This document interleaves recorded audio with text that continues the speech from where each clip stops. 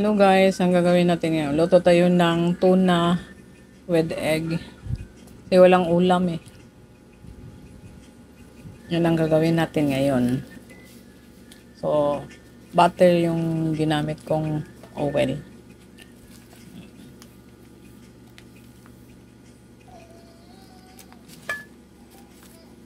Nami-melt natin yung yung butter.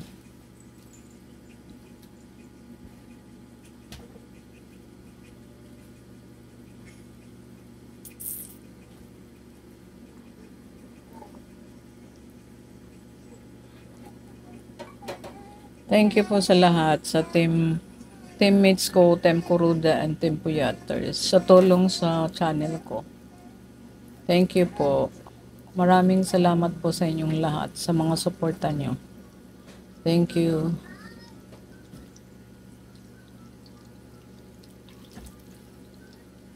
Maraming salamat po.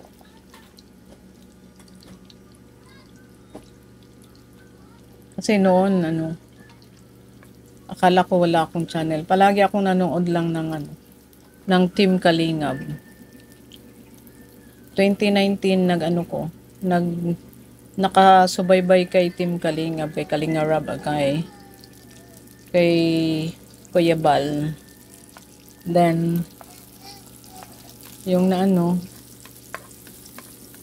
nalagay natin isusute natin yung garlic at saka bombay. Yan lang ang natin. Yung bombay.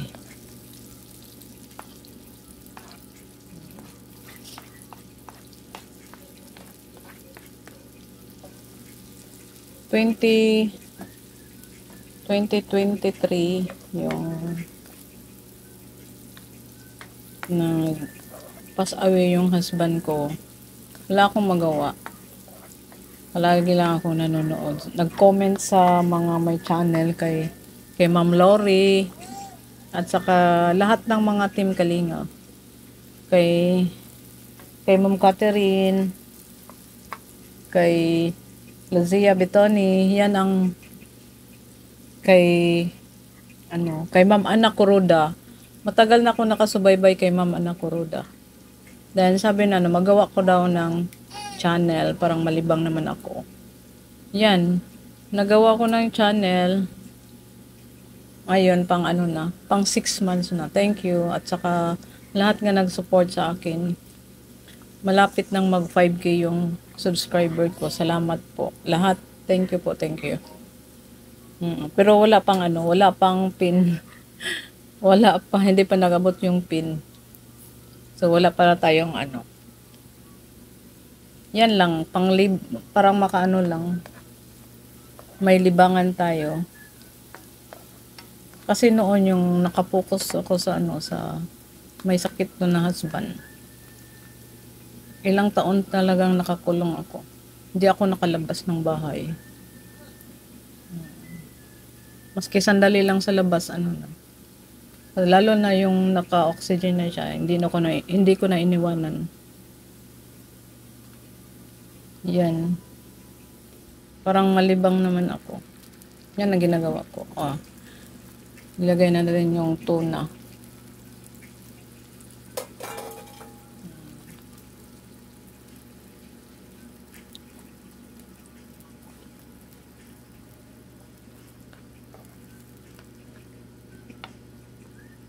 Yan. Kasi walang pang-ulam. Makain na yung yung anak ko dito. Kasi wala namang tinik yung yung isda. Tuna man. Kasi pag may hindi lang ako kumakain pag may tinik. Natinik talaga yung dalawa kong anak nito. Kaya ayaw na niyang kumain ng isda. Ang ginagawa namin lang, yung mga tuna, yung mga fish fillet. O boneless na bangus. Yan, yung walang kasi i-boneless ko. Yan ang kakainin nila.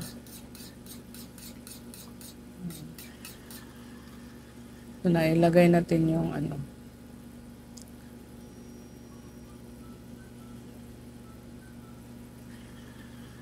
Pag konti na lang yung ano niya, yung sauce niya. Yan. Ilalagay na natin yung itlog. Pwede naman pang ano, pang palaman, pang ulam. Pwede na palaman mo sa sandwich. Lagyan mo na lang sandwich spread, then ilagay mo yung ano, niluto mong tuna with egg. Tuna sandwich. Yan. Pwede na mga baon pang school. Lagyan natin ng counting brown black paper.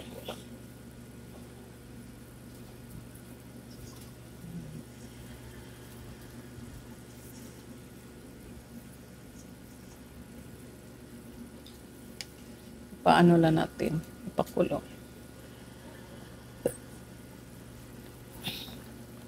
Yan. Ilagay na natin yung itlog.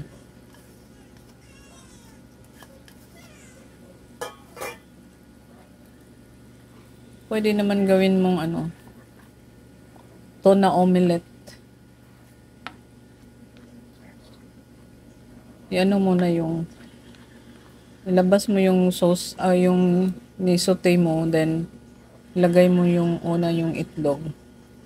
Then pagkatapos, iano mo yung, yan, i-roll mo na, yan, tuna omelette na yan. Pero ito, kasi yung ano ko yung tiplon ko na, madali lang hindi na hindi na lang non-stick. Ano man, dumidikit na pag may, hani kinukuskus yung ano, yung frying pan ko ng ano, ng steel brass kaya natanggal yung ano niya. Madali lang dumikit. Sana yung, siguro mura lang yung ano. Pag mahal siguro yung mga non-stick na frying pan. Yung expensive.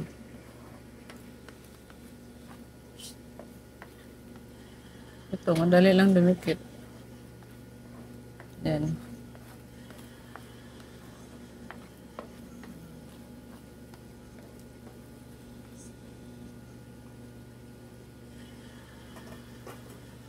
Yan.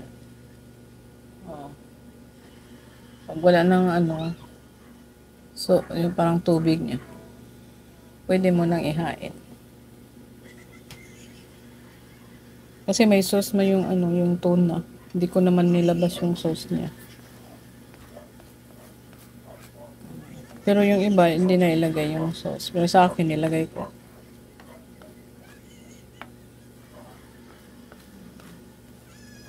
Yung favorite ng husband ko. Ganito na luto. Pero bawal naman yung mga canned goods sa mga may sakit na ano. Lalo na pag high blood. Kasi salt, nakaano na yun eh. May mga preservative. May salt na. At saka yung may mga heart case. Kasi may ano yung oil.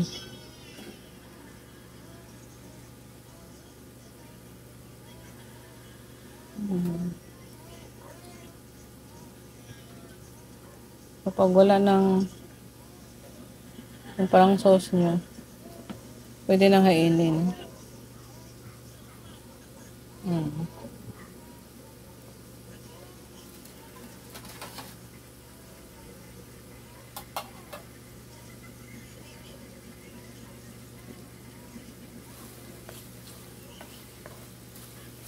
Dapat yung ano, yung heat yung sa stove parang mainit. Parang ditso maano yung egg. Pag mahina ang apoy, matagal maano yung egg.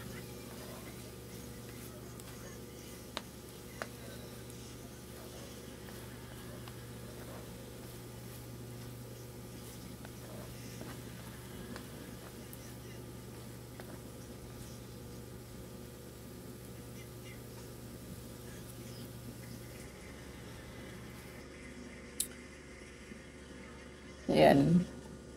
Ano na. Yan, ito na ang ating finished product na tuna with egg. Pwede na pang palaman or pang baon or pang ulam. Ayan. Pag wala na kayong choice na magano ng luto. Madali lang.